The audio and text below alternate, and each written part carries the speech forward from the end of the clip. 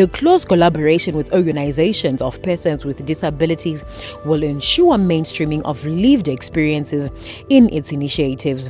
What we want to try and do through this network is to establish a forum for dialogue that is going to result in the inclusive employment of persons with disabilities. So what we perceive to be the challenge right now is what we call the disability confidence gap.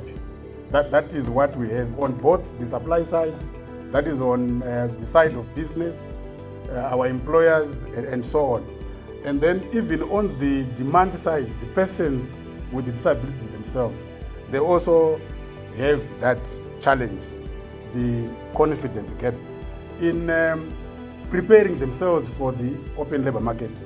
So we have been, with support from site servers, we've been running a project on the economic empowerment of persons with disabilities through two pathways. That is through employment, including self-employment, and also through the need and support for persons with disabilities to establish businesses that would result in that self-employment. So yeah, that's what we have. We have got support that we need as persons with disabilities, and that support comes through structures that we already have. We've got our employer federations, that is organized business. We have got unions, we've got institutions, different. We've got our government, and then but that can only happen if we have, rules, laid down rules, and these rules come through our policies and our legal frameworks. We have got the Convention on the Rights of Persons with Disabilities, and Article 27 is very instructive when it comes to the employment of persons with disabilities. We've got our National Disability Policy, we've got labor legislation, the Labor Act, and then we also have tax incentives and all that, including social protection. This is what we desire to have for persons with disabilities to be part of our labor force. These programs leverage on global expertise with local impact. It is with great honor and humility that I assume the role of chairperson of the National Business Disability Network in Zimbabwe. I extend my heartfelt gratitude to all stakeholders, particularly MCOs, for generating the interest to join the Global Business Disability Network through the setting up of a National Business and Disability Network.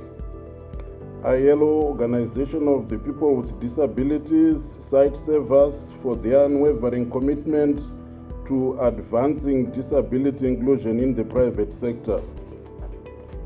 As we embark on this journey, my vision for the NBDN in Zimbabwe is rooted in inclusivity, collaboration, and empowerment.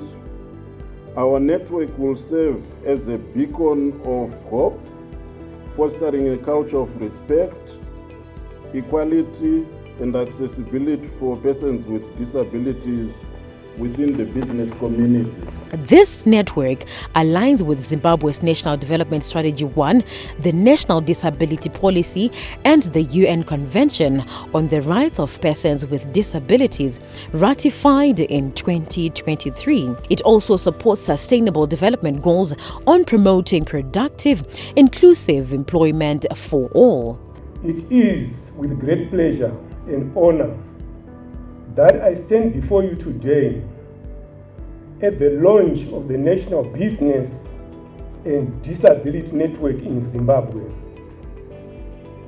This momentous occasion marks a significant step towards fostering a more inclusive and equitable society where every individual, regardless of ability, has the opportunity to contribute meaningfully to the workforce and society at large. The establishment of the National Business and Disability Network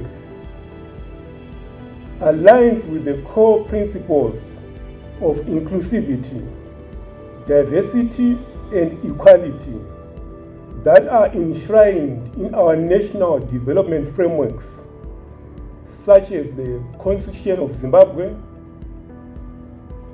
the National Disability Policy, the National Development Strategy, NDS1, and other commitments to the United Nations Convention on the Rights of Persons with Disability, which Zimbabwe is a signatory. I commend the collaborative efforts of the Employers Confederation of Zimbabwe, MCOS, the International Labour Organization, ILO, Organization of People with Disabilities, employers, and site savers for spearheading this initiative. Together, we are laying the groundwork for a more inclusive business environment that values the talents and potential of persons with disabilities. I am informed the National Business and Disability Network will serve as a platform for promoting disability inclusion within the private sector, fostering partnership between employers and organizations of persons with disabilities, and advocating for policies that support equal opportunities in the workplace. As the Minister for Public Service, Labour and Social Welfare, I reaffirm the government's commitment to supporting initiatives that advance the rights and well-being of persons with disabilities. Through our collaborations with stakeholders across sectors, we will continue to work together, creating a more inclusive and accessible society where every individual can realize their full potential.